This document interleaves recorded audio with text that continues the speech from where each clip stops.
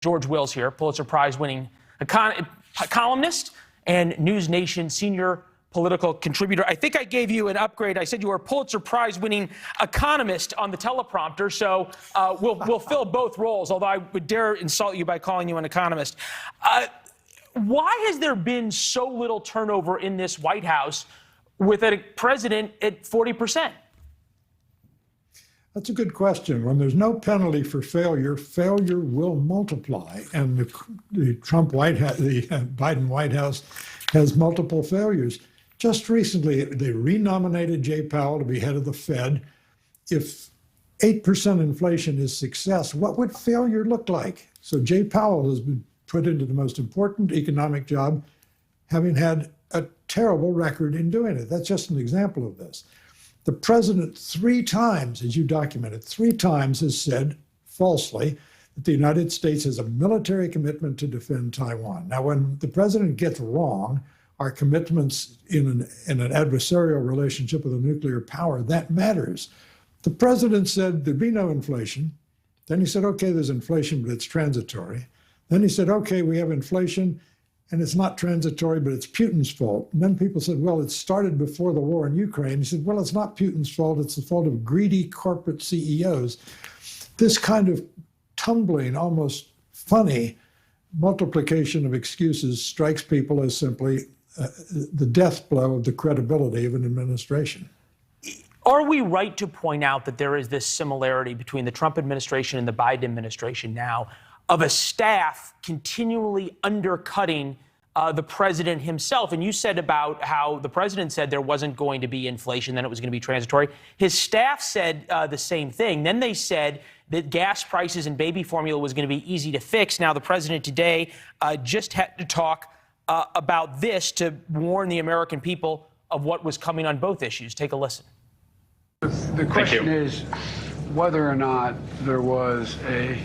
this could have been moved quicker. I don't think anyone anticipated the impact of the shutdown of one facility in the Abbott facility. Once we learned of the extent of it and how broad it was, we kicked everything into gear.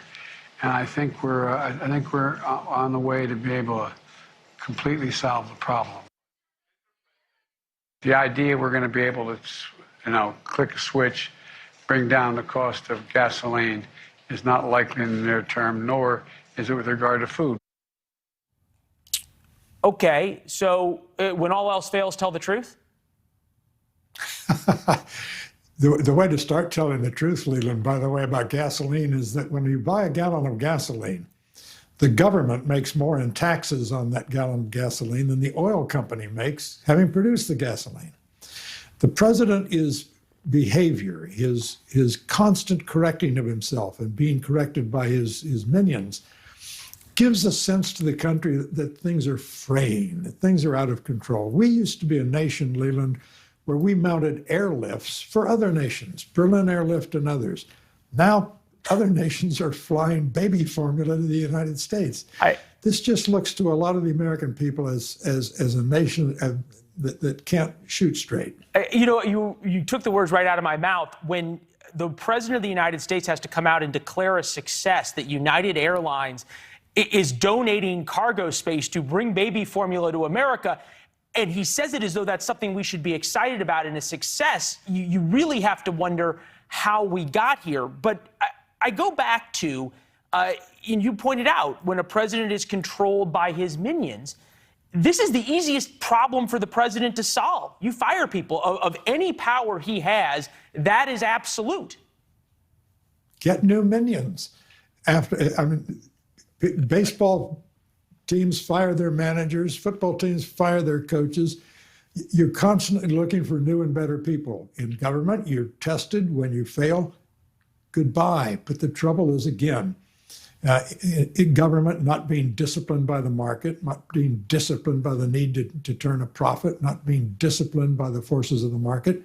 Being indisciplined doesn't have a good personnel policy that keeps weeding out the failures and bringing in new talent. A friend of mine said July 4th is the time to look at. You'd have the abortion decision come out. You'll have Democrats enraged by that. You'll have the ability to say we have a new comm staff, a new, perhaps even more progressive staff inside the White House, and a new chief of staff like Anita Dunn, and we're off to the races for the midterms. Does that timing fit with the Washington taking out the trash? It does, but you use the phrase comm staff. Leland, the government spends $1 billion a year on comm staff, on mostly young people whose job it is to explain what the government's doing and make it seem palatable. When the government comes up with an absolutely rock-headed idea like a disinformation governance board, a board by which the government will tell us what's true and false, the head of the government agency that produced this, the Homeland Security Department, says, well, we didn't present it very well. How do you present a cloth-headed idea to the American people without them saying, that's a cloth-headed idea? That's not a communications problem, that's a thinking problem. Well, it's June 19th now, so if those heads are going to start rolling, you can imagine there's a few people polishing their resumes in the West Wing. George, it's good to see you, sir, as always. Good to be with you. Thank you. Thanks for watching. Go to newsnationnow.com to find NewsNation on your television provider. And don't forget to subscribe. Click the red button to get more of NewsNation's fact-driven, unbiased coverage.